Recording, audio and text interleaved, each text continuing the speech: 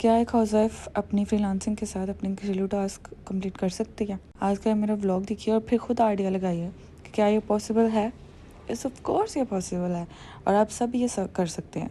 जैसा कि मैंने अपना शादी के बाद फ्रीलांसिंग करियर स्टार्ट किया और अपनी घर की ड्यूटीज़ के साथ साथ अपने करियर पे भी फोकस कर रही हूँ। तो जी सुबह मैंने अपनी स्टार्ट की है एक full guides motto work and work को फॉलो करते हुए, यहाँ तक कि मेरे शोल्डर में पेन स्टार्ट हो गया, लेकिन मैंने अपना काम कंटिन्यू रखा क्योंकि एक लड़की को इंडिपेंडेंट होना बहुत ज़रूरी है ताकि वो अपनी छोटी छोटी विशेस को पूरा कर सके, अपने हस्बैंड का साथ दे सके, जहाँ पे ज़रूरत हो अपने घर को भी देखे और ख़ुद को भी देखे।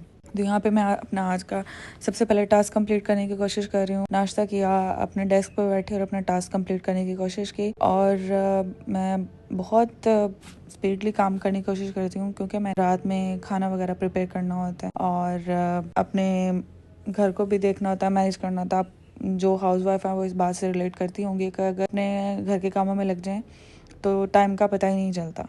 तो जी जैसे मैं आज का अपना टास्क कंप्लीट करने की कोशिश में लगी हुई हूँ, तो एक्चुअली मैं कंटेंट राइटिंग का काम कर रही हूँ। बहुत सारी स्किल्स हैं जो गर्ल्स घर बैठे सीख के अपना एक एवरेज बेसिक अमाउंट जो है बना सकती हैं, जिससे वो अपने को भी देखें, अपने घर की ज़रूरियात को भी पूरा कर सकती है और यहाँ तक कि अपने हस्बैंड को भी हेल्प कर सकती है। क्योंकि आज का ये दौर जो चल रहा है उसमें एक पर्सन की कमाई से कुछ नहीं होने वाला। आपको हिम्मत करनी होगी अपने हस्बैंड का साथ देने के लिए, खुद पे मेहनत करनी होगी, अपने आप को पॉलिश करना होगा और अपनी स्किल्स पे काम करना होगा। जैसे सबसे पहले अगर मेरा करियर देखा जाए तो मैं टीचिंग से स्टार्ट लिया था, लेकिन टीचिंग में भी प्राइवेट 8 to 10 के इतना पे कर रहे हैं, जिसमें कह लो कि एक घर का चलना तो बिल्कुल नामुमकिन है। ठीक है, अब 4 बज चुके थे और मुझे हल्की हल्की भूख भी लग रही थी, तो लेकिन मैंने सोचा कि पहले जो मेरा थोड़ा सा काम पेंडिंग है उसको पूरा किया जाए।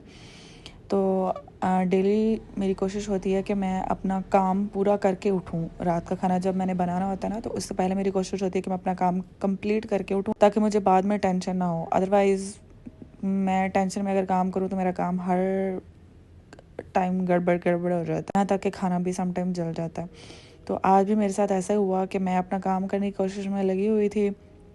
कभी मैं अपने शोल्डर्स को थपथपा रही हूँ, कभी अपने सर को थपथपा रही हूँ, इसी कोशिश में कि मेरा काम जो है वो कंप्लीट हो जाए और विदाउट एनी टेंशन मैं अपना जो है वो डिनर प्रिपेयर कर सकूँ। यहाँ पे मेरे हस्बैंड के भी आने का टाइम हो रहा था और मेरे माइंड में यही चल रहा था कि मैं कैसे अपना काम कंप्लीट करके अपने हस्बैंड के लिए डिनर प्रिपेयर कर सकूँ।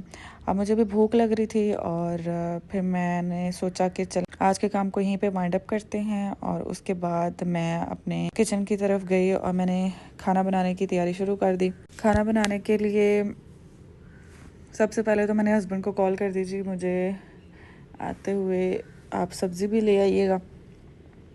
तो सब्ज़ी में उनको कुछ ख़ास दिखा नहीं, उन्होंने मुझे कॉल कर दी कि आप घर पे जो अवेलेबल है वो बना लें। तो घर पे उन्होंने कुछ दिन पहले मुझे टिंडे दिए हुए थे और चिकन का था कुछ सामान पड़ा हुआ, तो मैंने जी काम शुरू कर दिया। सबसे पहले मैंने अनियन को फ्राई किया, उसके बाद लहसुन अदरक को थोड़ा सा मैंने हावन दस्ते में कूट लिया अच्छे से। जितना भी आपका अपने रिश्तेदारों पे गुस्सा ना, वो यहाँ पे सारा आपने निकाल देना है। ठीक हो गया। उसके बाद जी मैंने जो प्याज फ्राई हो रहा था वो मुझे लगता थोड़ा ज़्यादा ही फ्राई हो गया, इस चीज़ को इग्नोर करिएगा। और उसके बाद मैंने उसमें चिकन डाला और मैंने पकाना शुरू कर दिया। उसके बाद उसकी रंगत थोड़ी ऐसी हो गई थी क्योंकि प्याज का कलर था, तो वो ज़ाहिर है सालन में निकल के आना ही था। और जैसे कि आपको नज़र आ रहा है टिंडे गोश्त, आप भी गैस कर सकते थे अदरवाइज़, लेकिन मैंने बता दिया। उसके बाद मैंने दूध बॉईल किया अपने लिए और अपने हस्बैंड के लिए रोटियां बनाना शुरू कर दी। मैं इस काम में भी नहीं हूँ तो इतना जज ना कीजिएगा। तो मैंने रोटियां बनाई, 1-2 आपके सामने नज़र आ रहा है कि मैं कितनी स्पीड से काम कर रही हूँ। उसके बाद जी खाना भी बनकर तैयार हो गया था, मेरी रोटियां भी पक गई और जी फिर हमने खाना खाया। उसके बाद मैंने अपना काम अगेन स्टार्ट कर दिया। कोशिश यही थी कि मेरा काम पूरा हो जाए। हर सुबह एक नई उम्मीद के साथ मेरी कहानी शुरू होती है। कभी लैपटॉप की स्क्रीन पर अपने ख्वाबों को लिखती हूँ, हर कोने को अपनी मोहब्बत से सजाती हूँ। एक हाथ से रोज़गार का सफ़र करती हूँ और दूसरे हाथ से अपने घर की जिम्मेदारियाँ निभाती हूँ। थकावट ज़रूर होती है मगर हौसला कभी थकता नहीं। कभी चाय की प्याली के साथ कुछ लम्हे खुद के नाम करती हूँ, कभी मुस्कुराहट छुपा कर काम मुकम्मल करती हूँ। हर दिन एक नई आजमाइश होती है। लोग सिर्फ मेरी मुस्कुराहट देखते हैं, मगर उसके पीछे कितनी मेहनत, कितनी दुआएं और कितने ख्वाब होते हैं, ये सिर्फ मेरा रब जानता है। अब लाइट ऑफ हो चुकी थी। पाकिस्तान जो हिसाब किताब है जी, ज़रा सी भी बूंद एक बारिश की गिरी, लेकिन अभी कोई बूंद बारिश की गिरी नहीं थी, लेकिन उससे पहले उन्होंने लाइट ऑफ कर दी। फिर मैं और मेरे हस्बैंड निकले कि कल के लिए कुछ ग्रोसरी वगैरह की जाए, कुछ वेजिटेबल्स हमने ख़रीदने के लिए जाना था, तो हम निकल गए। रास्ते में वेदर बहुत अच्छा था, और जो यहाँ के एरिया के हैं उनको आइडिया हो रहा होगा देख के कि कितना रश है और ये कौन सी जगह है। आप मुझे कमेंट्स में बताइएगा कि कौन सी जगह है। ये न्यू हमारे पास रेस्टोरेंट ओपन हुआ है और उन्होंने एक फैमिली हॉल भी अब ले लिया है साथ।